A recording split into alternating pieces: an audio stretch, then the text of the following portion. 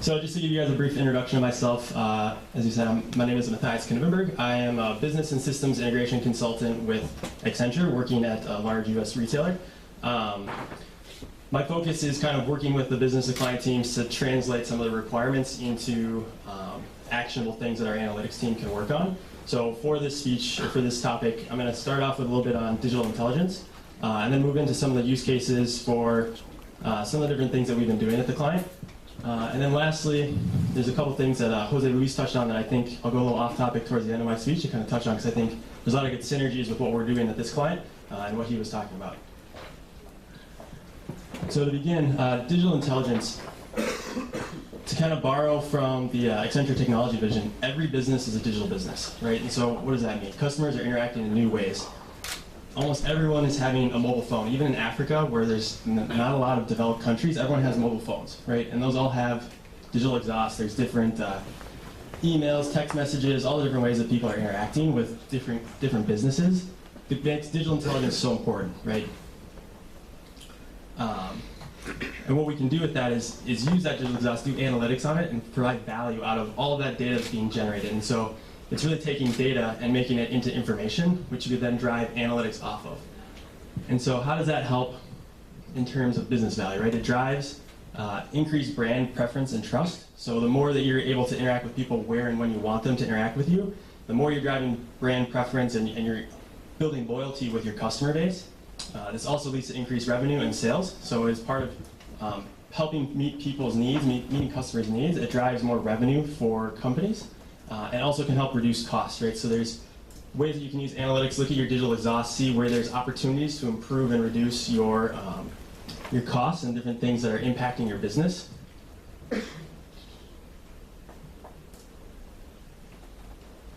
Some other really valuable stuff out of digital intelligence is you're able to see different customer preferences, right? So while almost everyone has a mobile phone, not everyone wants to interact in that same way.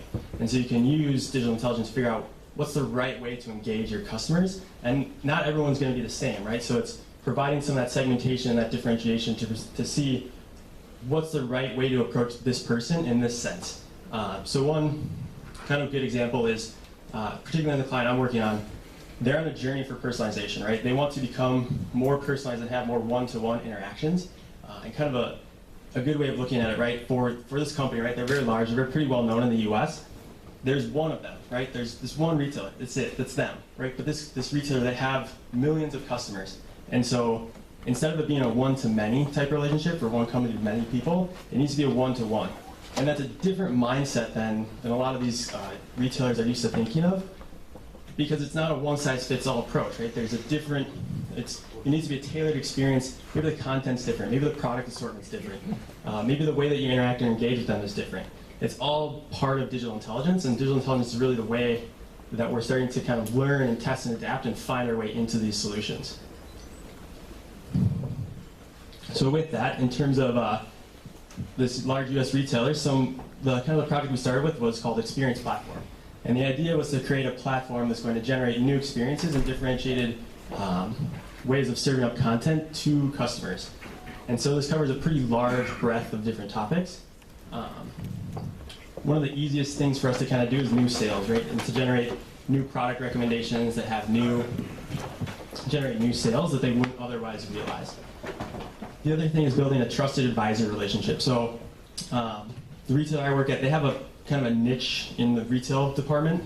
They're not, it's not a one set. They don't sell everything. So it's really building that trusted advisor relationship to say, if you come and shop with us, you'll get the best products. We'll help you understand and find out what's going to meet your needs, because we're going to listen, right? We're going to have a one-to-one conversation. We're not going to have a one-to-many conversation where you walk into a store, we say, everyone's buying this is what you want, see you later. It's this, we're trying to learn about what people's needs are before we try and recommend products to them.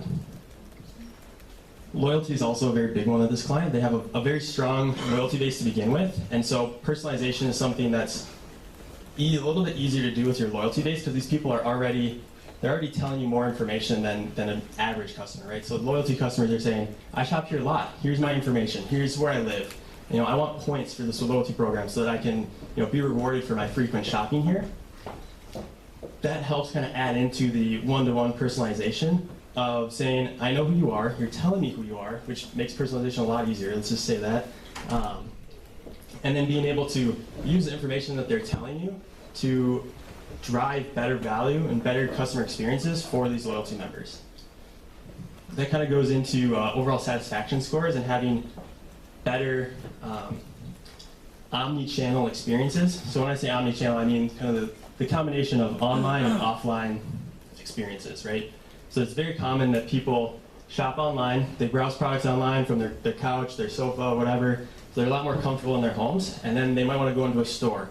And one of the challenges that this retailer has right now is they're struggling to kind of quantify the size of that prize, right? So it's kind of a known fact. People will be on their phones either in the store or at home, and then they'll go into a store to buy those products because everyone wants things today, right? You know, I really want this item. I want to learn a little more about it. I want to make sure I'm getting the right one. But then I'm going to go into the store and get it because I don't want to wait 3 days for it to get shipped to my house.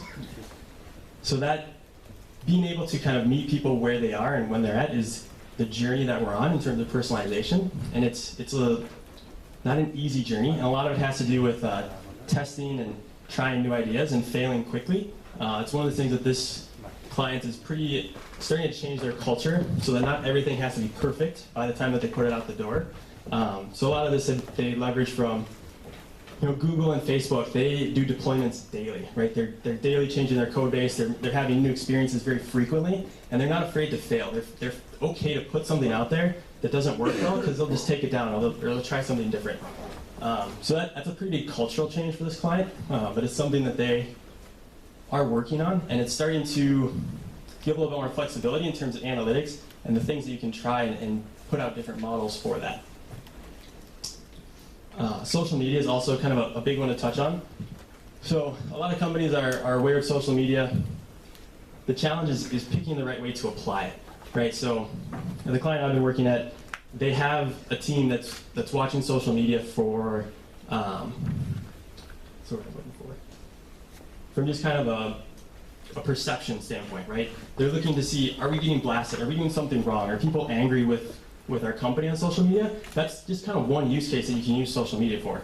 It doesn't necessarily help you with product recommendations in that sense because people aren't telling you what they like. They're more venting, right? They're upset and they want you to know that. So there's a lot of different ways to use social media that clients are starting to figure out what those distinct things are, as opposed to just saying, we want to do something with social media. It's kind of been an uphill challenge for us, but we're starting to kind of get traction.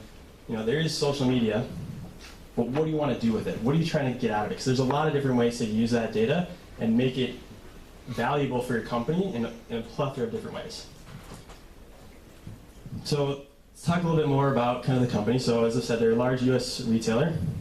Their main competencies are tax, as well as brick and mortar retailing. So in the States, we have 50 different states, and they all have different laws, different restrictions on what can and cannot be done. Tax is kind of a big one. There's a whole system that does tax. That's all it does for different cities, states, and zip codes.